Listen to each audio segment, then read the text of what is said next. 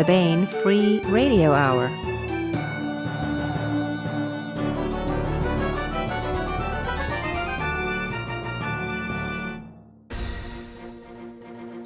On the podcast, alien bounties, power shields, and pulsar swords, and time-traveling penguins. Plus, we continue the complete audiobook serialization of David Weber's Uncompromising Honor. All right now.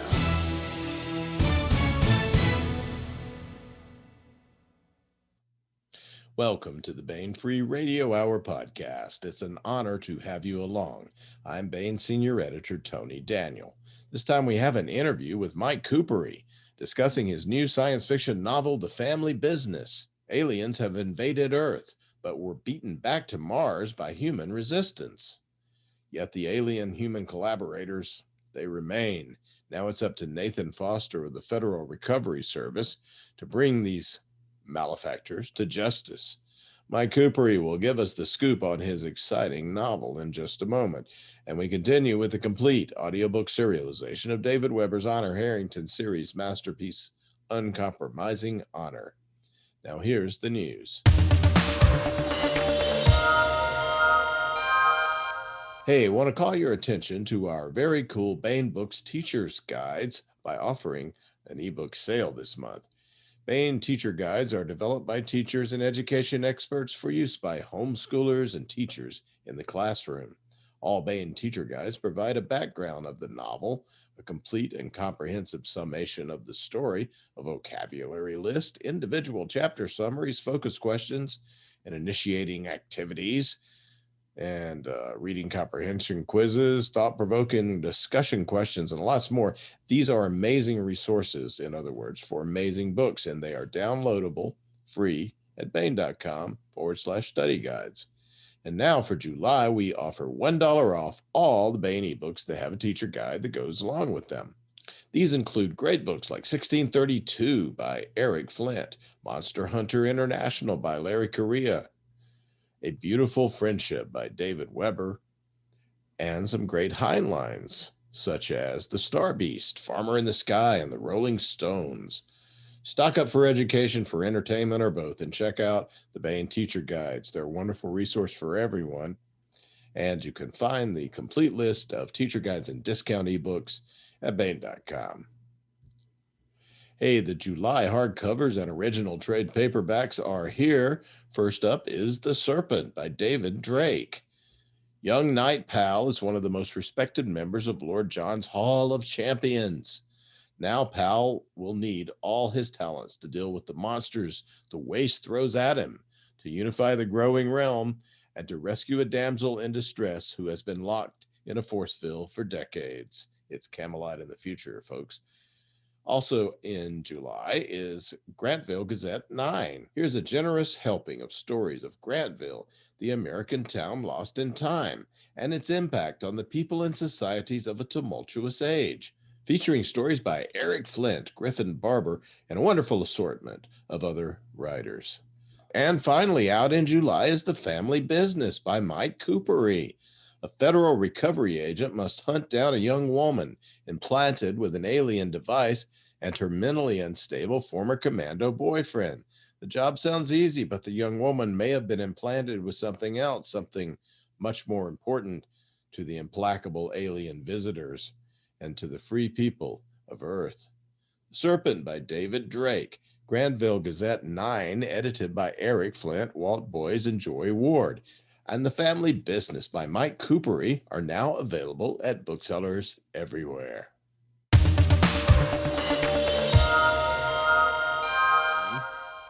want to welcome Mike Kupari to the podcast. Hello, everybody. Mike Kupari is the author How's of... it going? Everything's good with us here at the Baen headquarters office complex.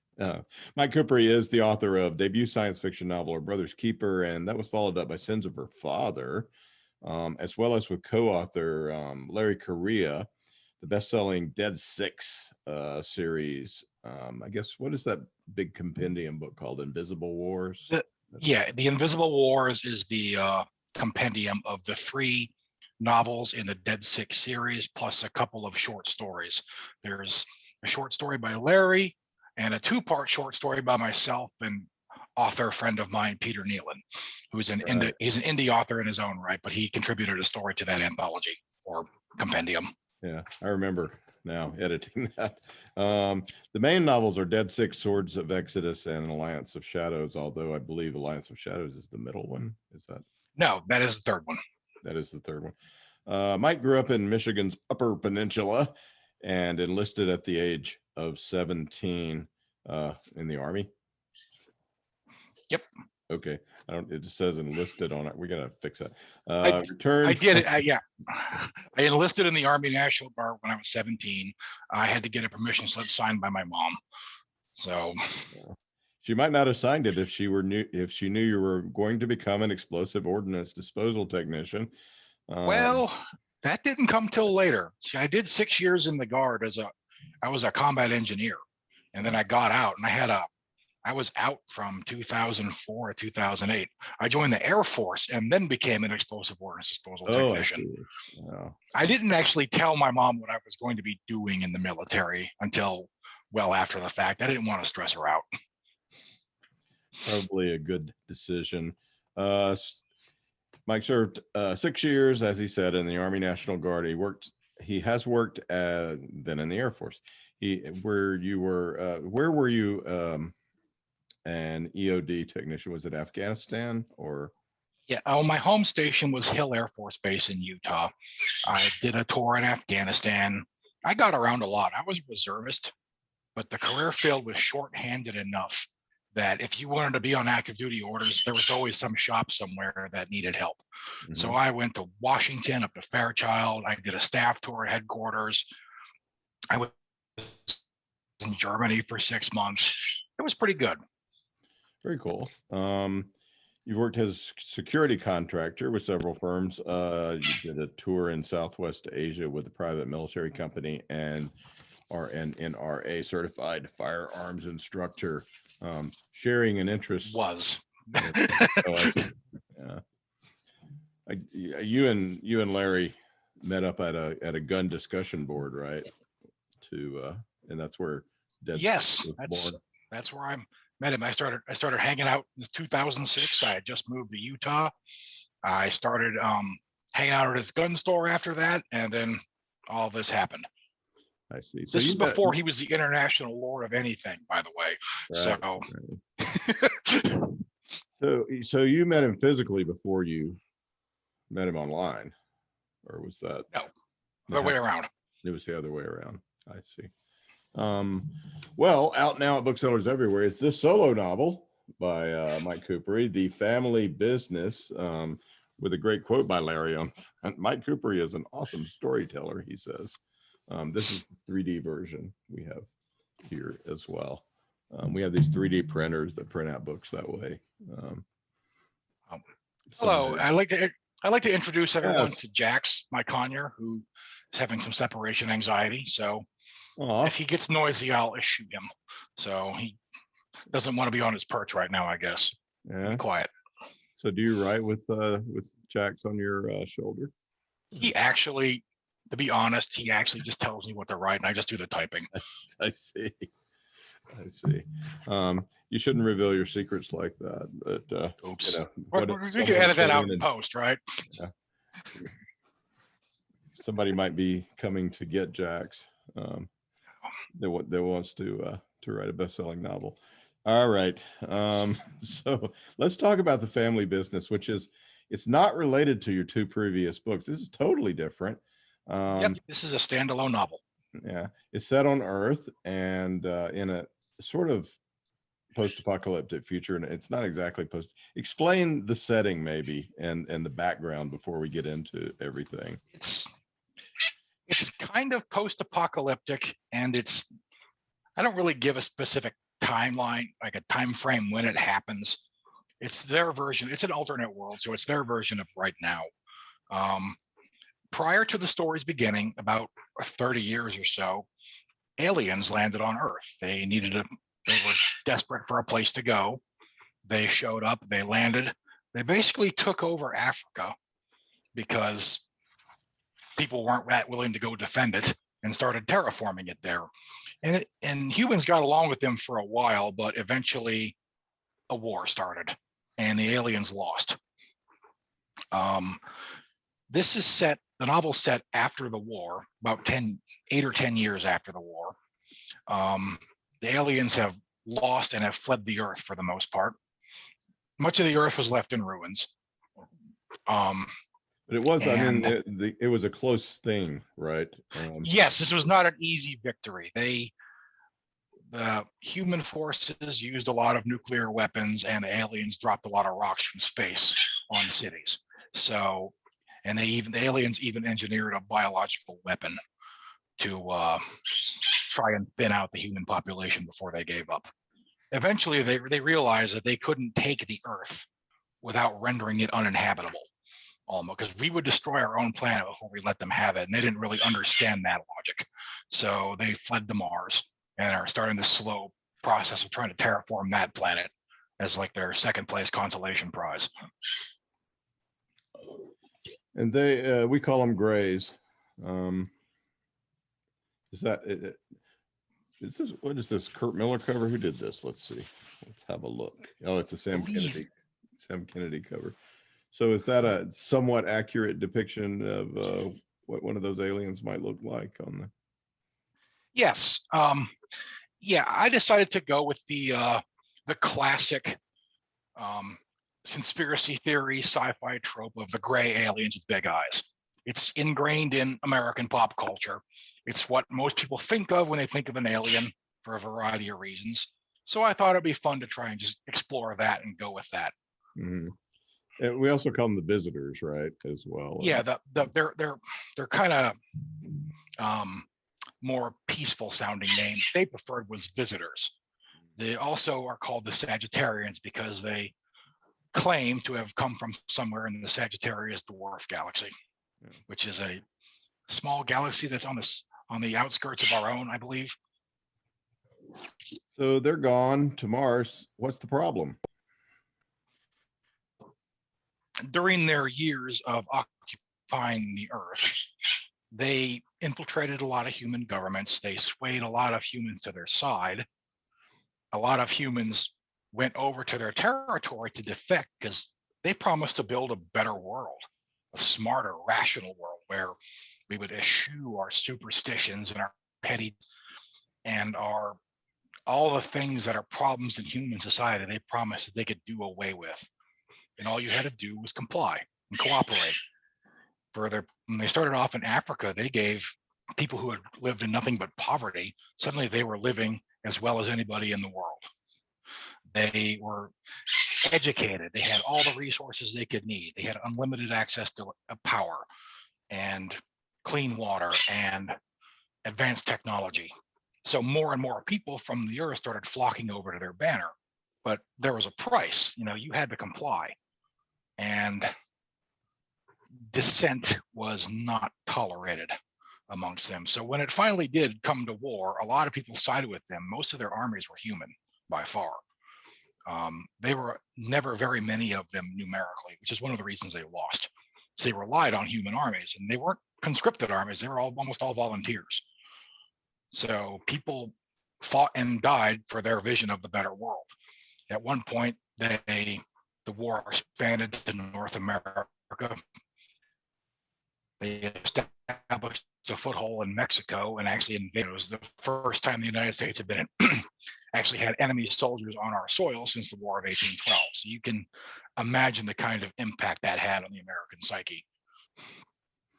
So, so there is a group of people, governmental and privately employed, who are hunting down these collaborators.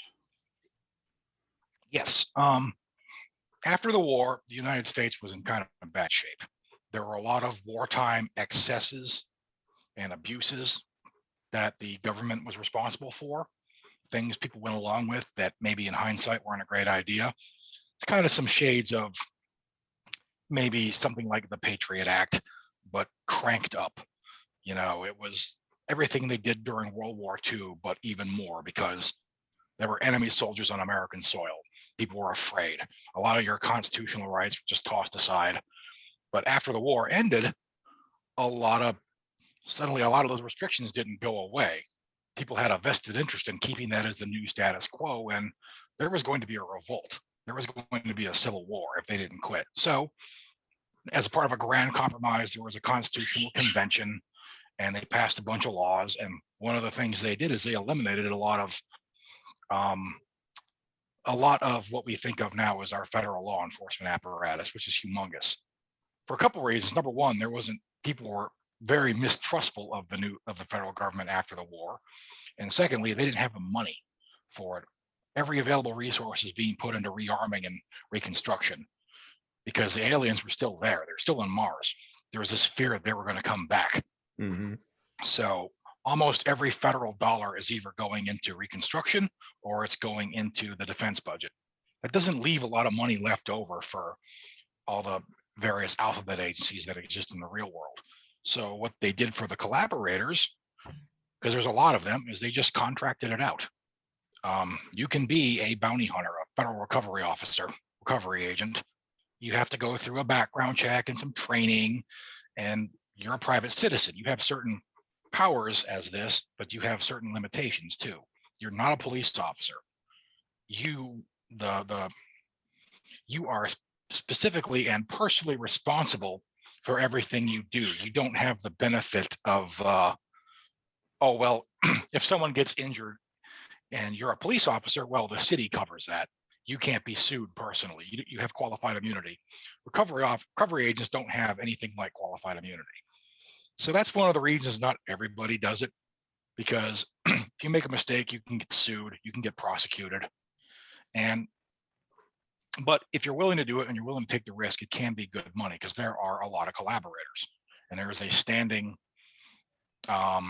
system out there for capturing them, turning them in so they can be tried. And that's how the protagonist, Nathan Foster, makes a living. So tell us about Nathan. He is he's our main character, and he's our main focus when we first get into the story. Nathan Foster is a native of Arizona. He was in the Army during the war. He was a tank commander, and he was in the Army right up to the end of the war. His sister was killed during the wartime, and after the war, he came home and became the sole guardian of his, at the time of the story, 14-year-old nephew, Ben. So he's trying to make a living doing this dangerous job as a bounty hunter, and he has with him his 14-year-old boy. Ben isn't in school. Ben tested out of school. He's smart enough where he was able to basically get a high school diploma equivalent at 14. Yeah, he's super smart. And he is, but there isn't a whole lot for him to do. So Nathan doesn't have another trade, doesn't have anything to do with Ben except for teaching him what he knows. So Ben is kind of Nathan's partner. He's learning how to be a bounty hunter at 14 years old. Yeah. He's also like the tech guy in the van when Nathan needs something like that, right? Yes.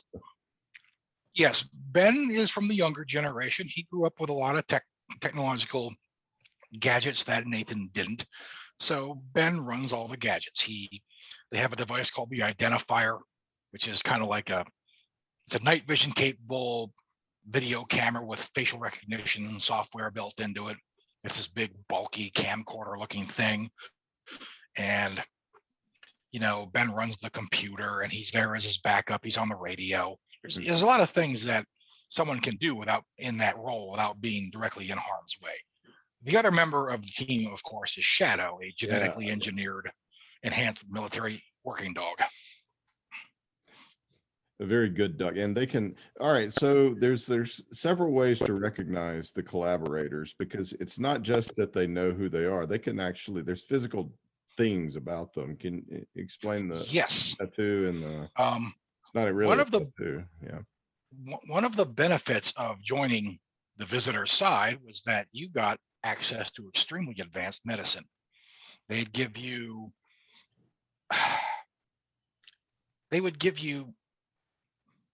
kind of injections and modifications that would make it so you didn't get sick very often. You were very immune to most common diseases. You lived longer, you were healthier.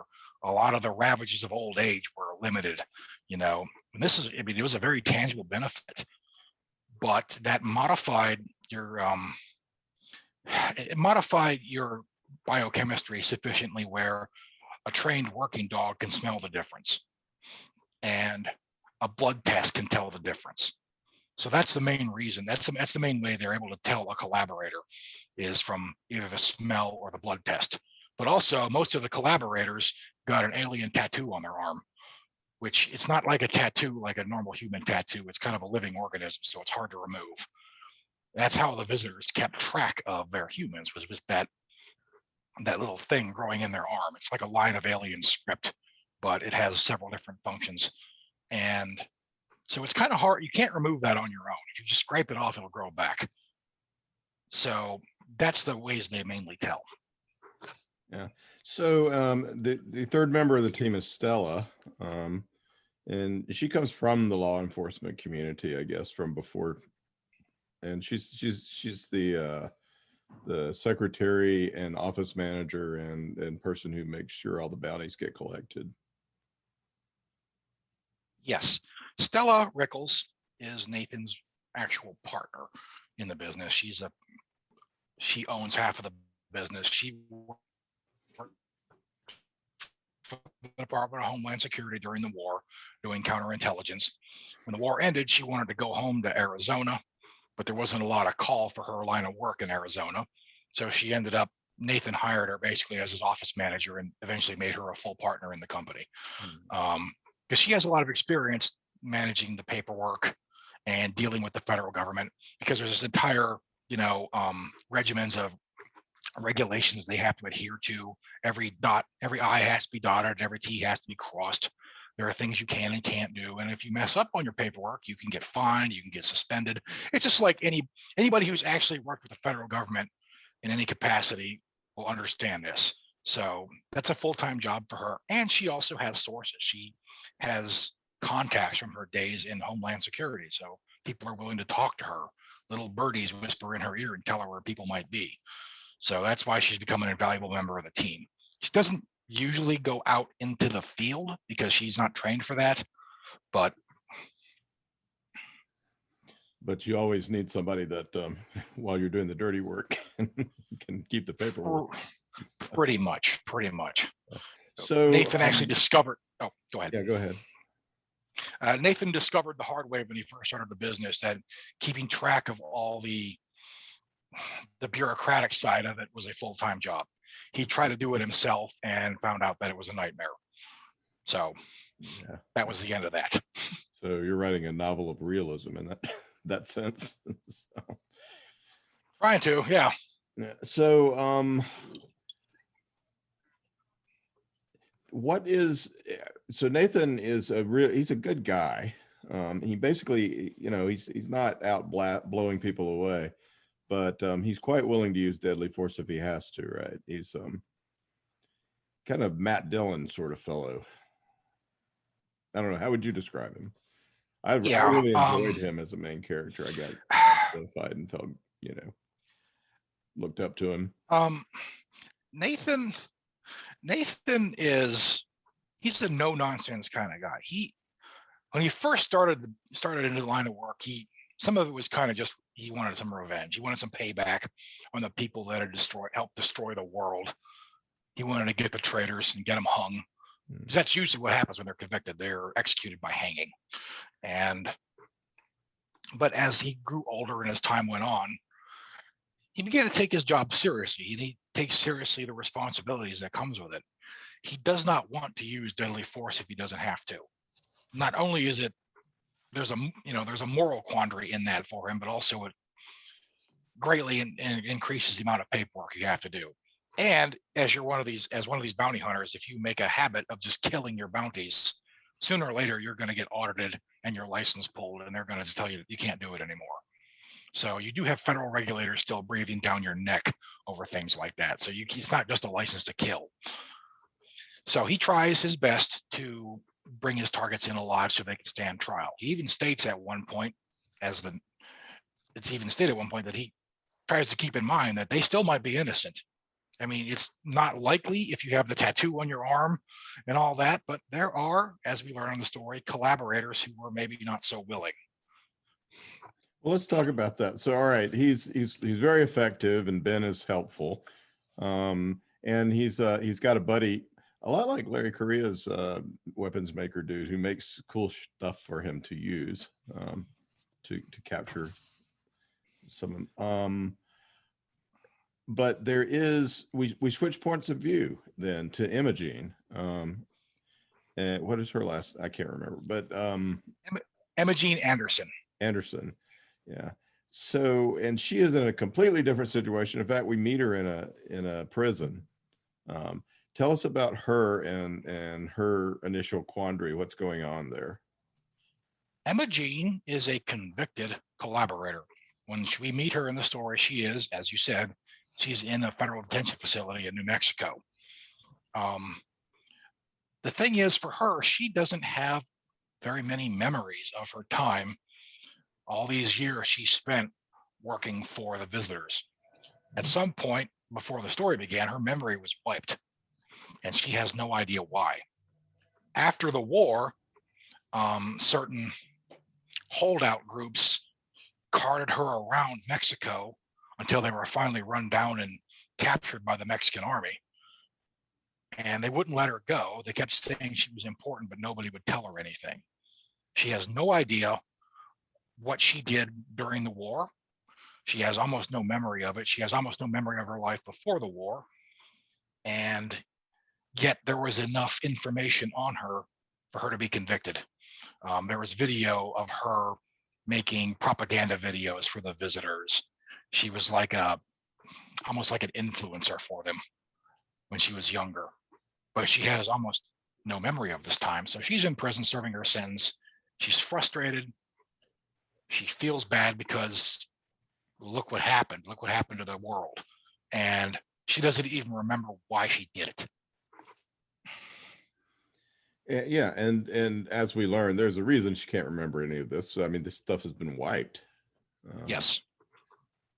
But it wasn't wiped to the point where she could not, she lost her native tongue or anything. So there's traces of memories that she still got in her. Yeah, the alien memory wiping procedure is not well understood by humans. It can be dangerous, and apparently when they do it, they have to be careful, because if you wipe too much, you could turn somebody into a vegetable. They just forget everything. And eventually you start to get it back. It's not necessarily permanent, but it was done to her as kind of a last minute stopgap at the end of the war. Kind of, they're closing in on us, throwing the files into the trash can and burning them type thing. Yeah. So she was kind of degaussed. Yes. So, but the reason they did that is because she is a secret. Yes. Imogene was part of a program called Section 13, which is kind of the visitors forces, kind of like their black ops section. They did experimental weapons and things like that. Section 13 is where the bioweapons came from. Imogene, as she discovers, has been implanted with a device in her head that allows her to manipulate people around her. It's a sort of short-range mind control device. And she learns this in kind of a spectacular fashion too. Yeah. And this is early in the book, so we could probably talk about it, I think. Yes. It's a cool scene. It's in her second, I think her second or third scene that we discover this. So, but she has no memory of getting it. She doesn't know how to control it, and apparently it doesn't even work correctly. But the way that it gets you to the other person,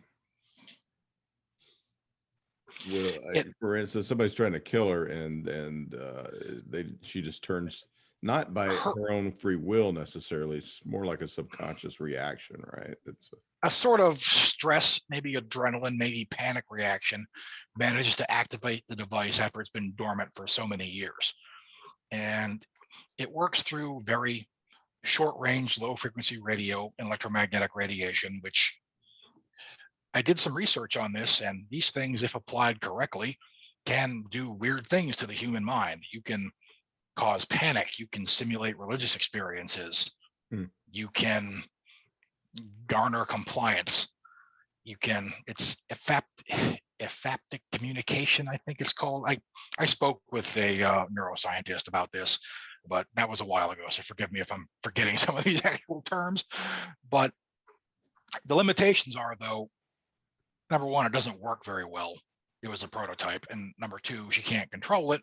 And number three, it's very short ranged. And if the potential victim is aware of it, that kind of, like, if you realize it, it's like being hypnotized if you don't want to be hypnotized.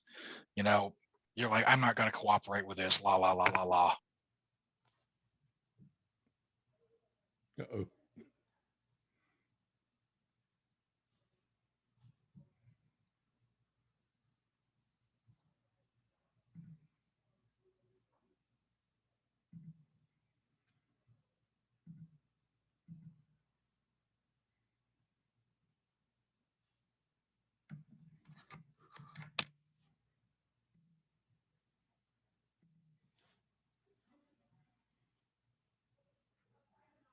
And we're back. I'm back. So, fun fact: the little button on the side of my headset will disconnect the call. So, now you know. But as I was saying, yes, the if you're aware of the effects of the device, you can kind of it can be mitigated. Even just gaining distance, you know, the electromagnetic wave still, the inverse square law still applies, so it's only useful over very short range.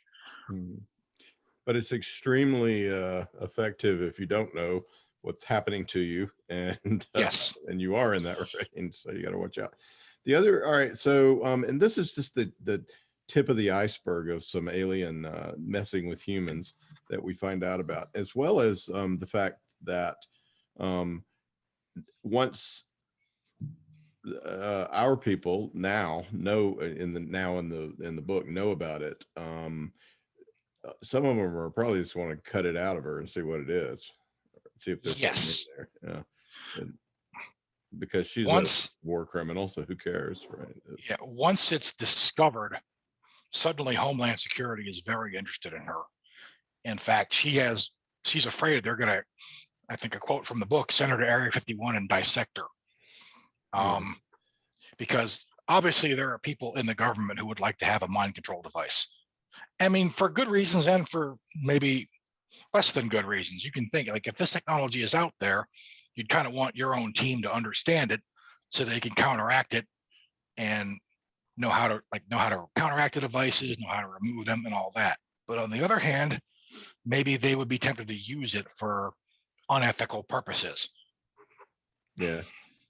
So and that brings us to this fellow named Anthony, who shows up and claims to be her love match. Talk a little bit about him, because he becomes a major character as well in the. Anthony he's originally from Switzerland.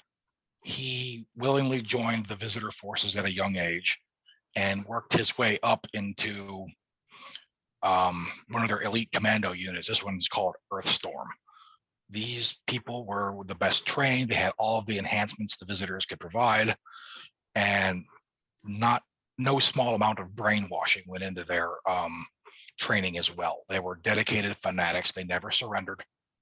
They fought to the last, and they would actually open fire on their own forces if they tried to surrender or retreat. Like their regular visitor forces, it's called the United Earth Army, I believe, was the official name for their military organization, hated working with these commando units because they were like the Soviet commissars in World War II. If you showed any disloyalty or any fear, they would just kill you, and they could do whatever they wanted. So Anthony went on the run after the war. At first, he was carting Imogene around, but then he had to leave. And we meet him also in a spectacular fashion when he comes to spring her out of prison. And he tells her that they were meant to be together. They were meant to be a matched pair, selected for their psychological compatibility, their biological compatibility. And Imogene has some memories of him. They were lovers at one point, but after most of her memories of him are from after the war, when he started to become more and more unhinged. The problem with all those brainwashing and psychological manipulation techniques the aliens would use is without regular refreshers, I guess, or at least medication, that could drive some of these people insane. Yeah. So he's Anthony is kind of yeah. Go ahead. He's kind of struggling on the edge of sanity a little bit through most of the book. He's a crazed super soldier. Basically, he's still highly effective, and in fact, and this makes him quite the match for Nathan, because Nathan is so good that just regular people are at a disadvantage. But this guy is a pretty good antagonist for Nathan. And it's also 8 years after the war. A lot of the low-hanging fruit's already been plucked. If some of these guys are still on the run after that long, it's because either they didn't do much, so there isn't a big interest in capturing them, or they're really, really good. Anthony Krieg was really, really good. Plus, he fled the United States for most of that time, so there was no jurisdiction for him anyway. And there's still an underground of humans, collaborators, ex-collaborators who don't only think that the visitors are coming back, they're kind of actively trying to work for it.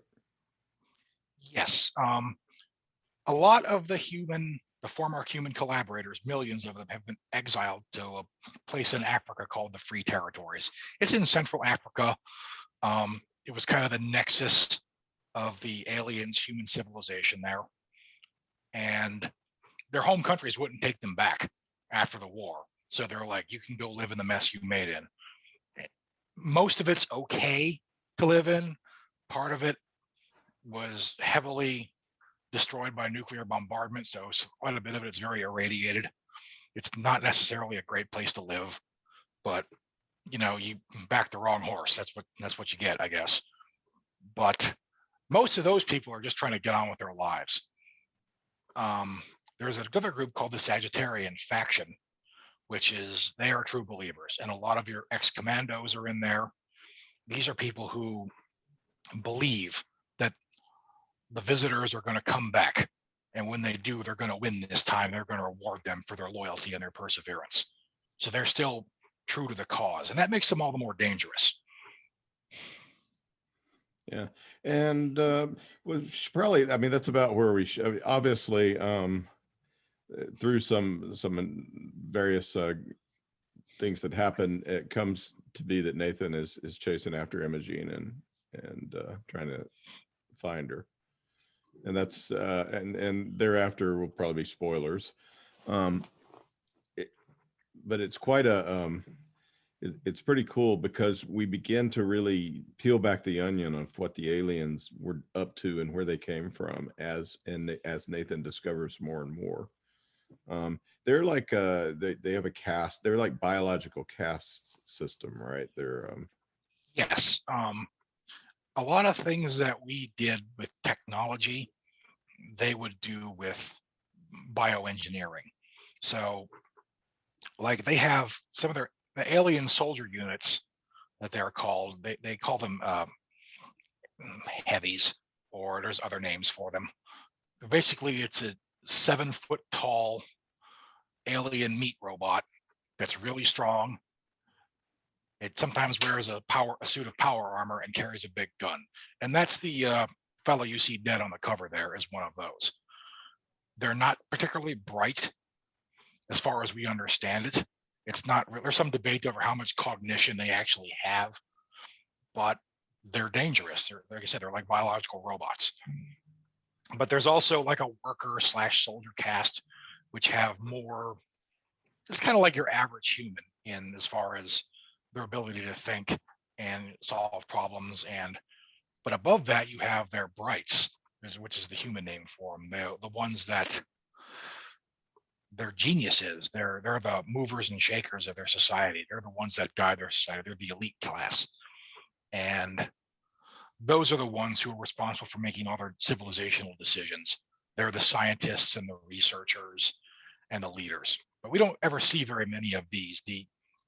by the humans who worked for the visitors viewed the bright ones, as they started calling them, as almost like a demigods. There was a quasi-religious aspect to them, which is ironic because the aliens themselves insisted on making their human followers eschew all religion and superstition. But humans being humans just replaced one with another. Yeah. And we encounter some aliens. There's still some aliens on Earth to encounter as well. So, but we should probably say no more about that. What else can we say about the book that might be intriguing but not give too much away? I was inspired to write the book.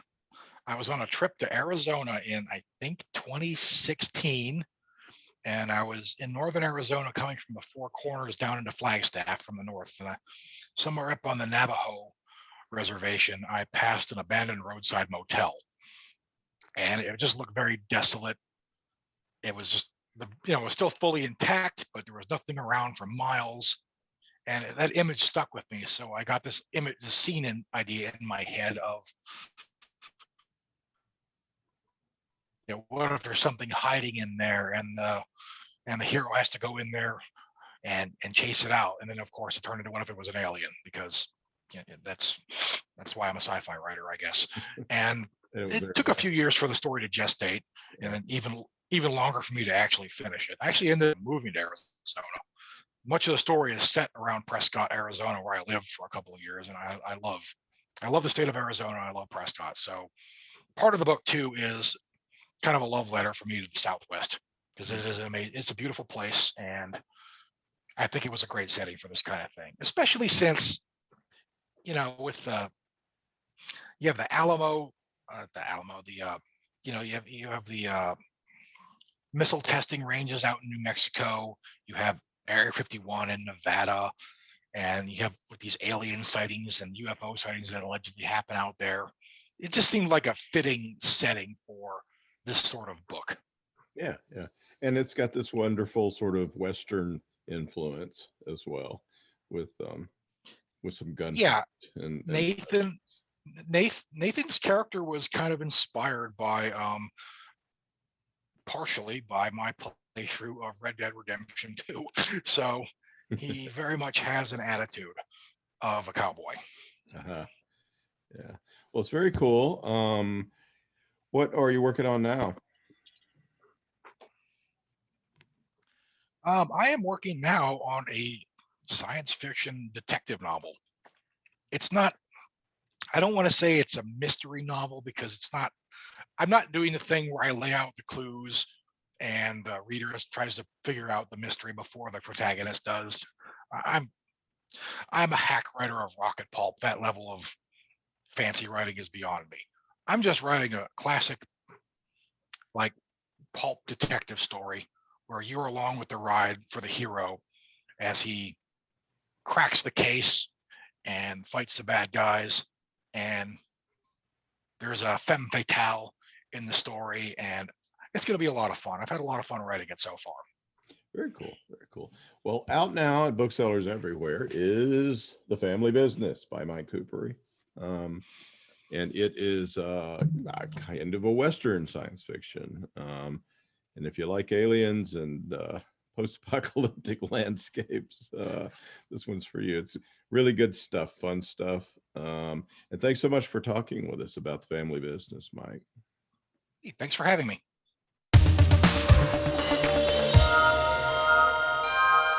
Here is another entry in David Weber's Honor Harrington series masterpiece, Uncompromising Honor. Honor keeps her promise. The Solarian League.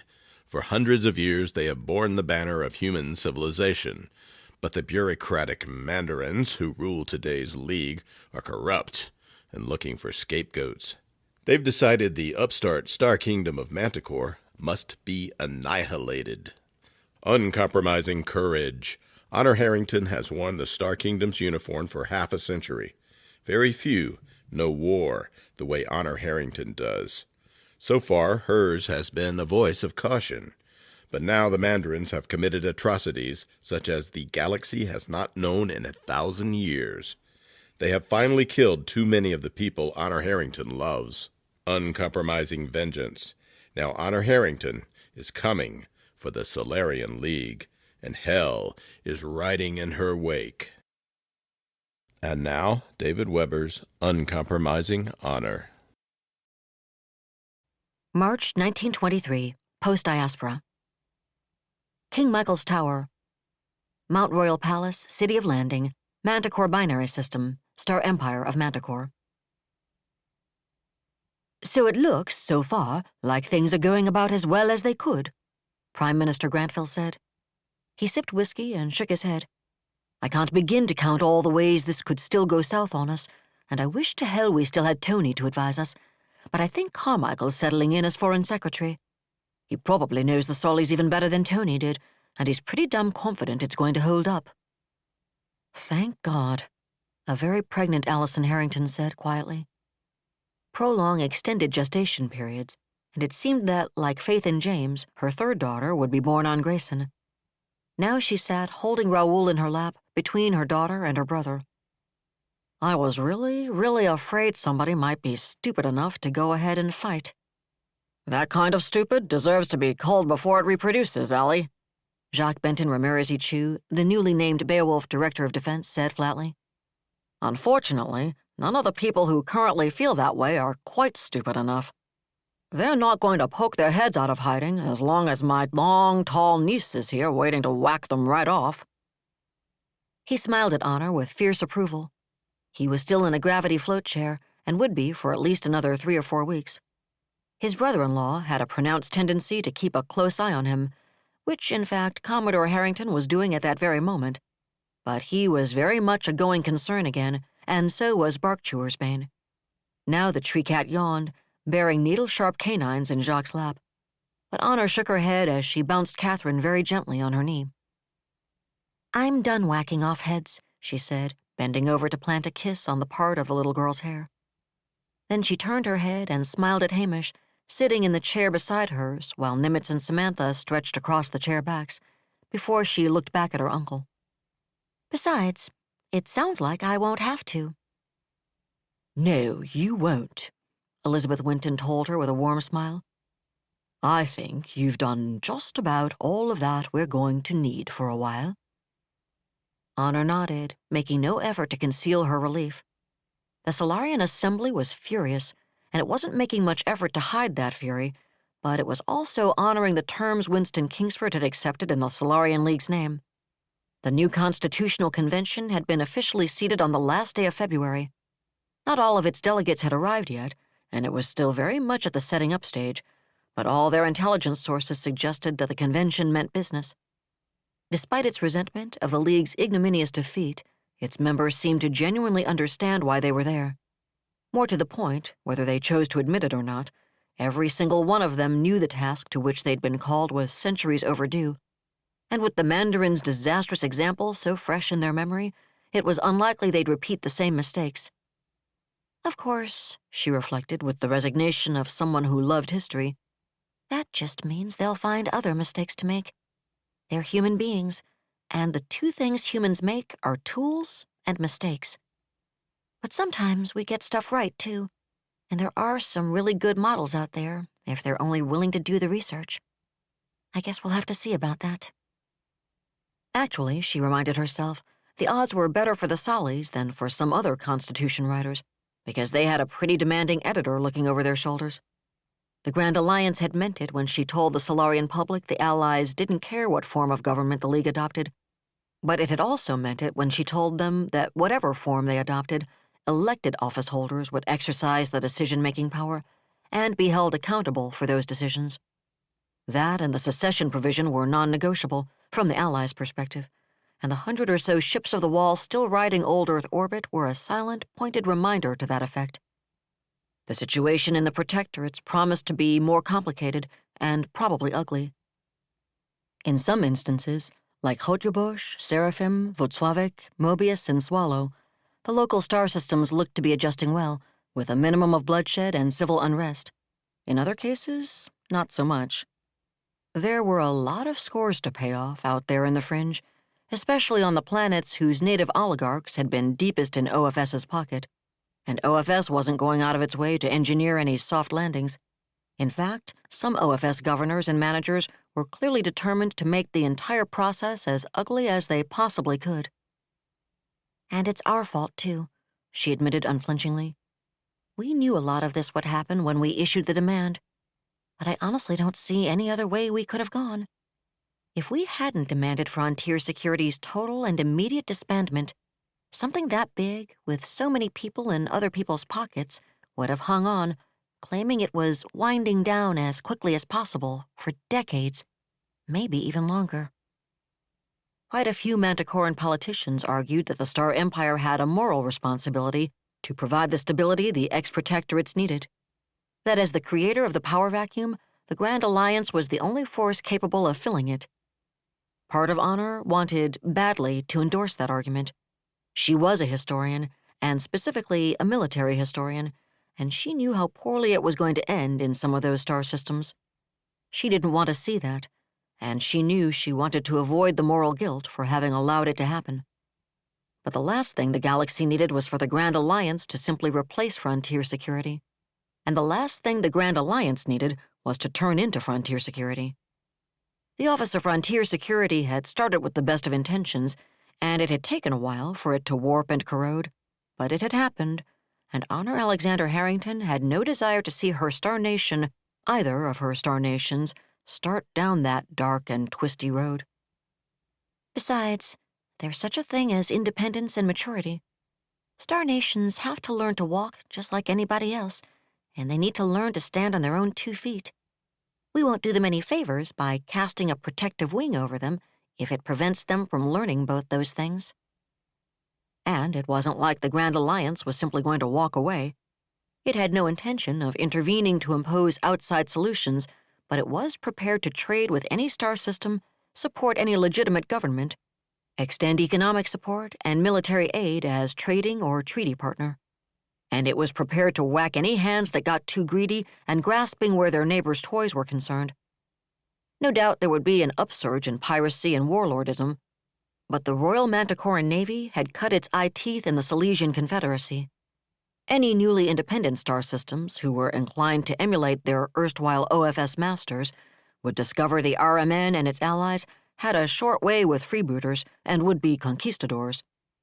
Speaking of which, "I had a letter from Tom yesterday," she said, looking at Elizabeth, who leaned back on an old, worn, sinfully comfortable couch beside Prince Consort Justin, while Ariel and Monroe drowsed with the blissful limpness of tree cats stuffed with far too much celery. "Did you?" Elizabeth asked tranquilly. "Yes. He said something about making the alliance permanent." She regarded her monarch thoughtfully. "It wouldn't happen you, and of course my esteemed brother-in-law," she added, looking pointedly at Grantville, "know what he was talking about, would it?"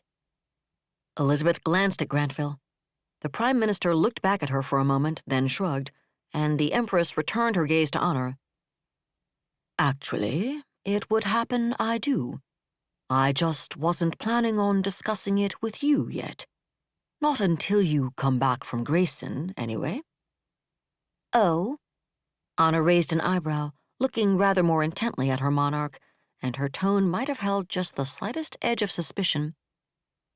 "It's fairly straightforward, really," Elizabeth said. "The problem Eloise and I see is how long the People's Republic of Haven and the Star Kingdom of Manticore spent being enemies. I think we're probably past the worst of that, but old memories die hard, especially in a civilization that has prolong. And even those who don't actively cherish old animosities don't have a very deep reservoir of what you might call warm and fuzzy memories. Once upon a time, the Star Kingdom and the Republic had just that, but that was before the legislaturalists. We've got some new ones we can build on, but there's a genuine danger zone between where we are now and where we need to be. The fact that a lot of people see the way we cleaned the Solarian League's clock as proof that we're the new model invincible star nation isn't calculated to help me and Eloise sleep soundly at night, either. She grimaced. You and Hamish are the historians, but I've read a little history myself. If there's anything in the universe more dangerous than complacency, I don't have a clue what it might be. There isn't anything. Outside political or religious fanaticism, anyway, Honor said glumly, hugging Catherine against her chest and resting her chin lightly on the crown of her daughter's head. And it's not made any better by the fact that you brought home everything in the Solarian League Navy's databanks. Elizabeth sighed. Everybody knows you got it, too, so the Complacency Brigade is sitting around in a blissful haze, contemplating the fact that we know exactly what the League was up to, and, therefore, what it's capable of. They do remember Operation Thunderbolt, don't they, Your Majesty? Alfred Harrington asked. I seem to remember that the despised peeps managed to overcome a fairly severe technological deficit. Honestly, Commodore Harrington, how could you even imagine I'd be so crass and crude as to point that out to them? The irony in Elizabeth's tone could have turned Jason Bay into a desert, and Alfred shook his head with a snort of disgust. Fortunately, what Her Majesty is calling the Complacency Brigade is a distinct minority at the moment, Grantville said. And the same is true, at the moment, for the people who don't see any reason the Republic and the Star Empire need to stay focused and on the same page. What Her Majesty and President Pritchard have been discussing is how we might go about keeping things that way. And you've come up with? Honor raised both eyebrows at him, and he nodded in Elizabeth's direction, obviously returning the thread to her. We're not worried at all, as long as Eloise is in office, Elizabeth said. She and I understand each other, and we intend to stay in very close touch. And Benjamin Mayhew intends to stay in the mix as well as Oroville Borregos. Unfortunately, she won't be in office forever. In fact, the Havenite Constitution limits her to no more than 3 successive terms. The Empress grimaced. I think that needs to be changed, and I think some of the Constitution's other term limit aspects, especially the clause limiting a president's term to only 5 T years, reflects pre-prolonged thinking. Now, the Constitution does allow someone to run for the office again after being out of office for at least 1 term, and I'd say if anyone had a chance of pulling that off, it would be Eloise. Or Tom Theismann, if he wasn't smart enough to stay as far away from elective office as physically possible. And some members of Congress are pressing to amend the Constitution to remove the 3 successive terms limitation specifically so she can run again. Eloise won't hear of it, though. For that matter, I think she'd be highly resistant to running for office again ever once her 3 terms are up. I can see that, Honor said. She's a historian, too. Quite a bit of that going around lately, thank God, Hamish put in. Probably, Elizabeth nodded. And I can understand why it's so important to her to fully re-establish the rule of law in Nouveau Paris. She and Tom Theismann and all the others paid cash for that, and she's not going to let anyone, even or especially herself, establish any fresh president-for-life precedents. Good for her, Honor said. Like I say, from her perspective, I understand entirely. From my perspective, though, it sucks wind, Elizabeth said frankly. She grimaced. I have such a great relationship with her. She paused for a moment, eyes distant as if considering what she'd just said, then shook her head. I really do have a great relationship with her, she said almost wonderingly. Never would have seen that coming, but it's true. And that, her gaze sharpened once again, is why I don't feel anything like confident about the chance of establishing an equally good relationship with whoever succeeds her. Honor nodded thoughtfully, and Elizabeth shrugged. So, what she and I are going to do in, a T-year or so, is to propose a sort of federated association, I suppose you'd call it, between Manticore and Haven.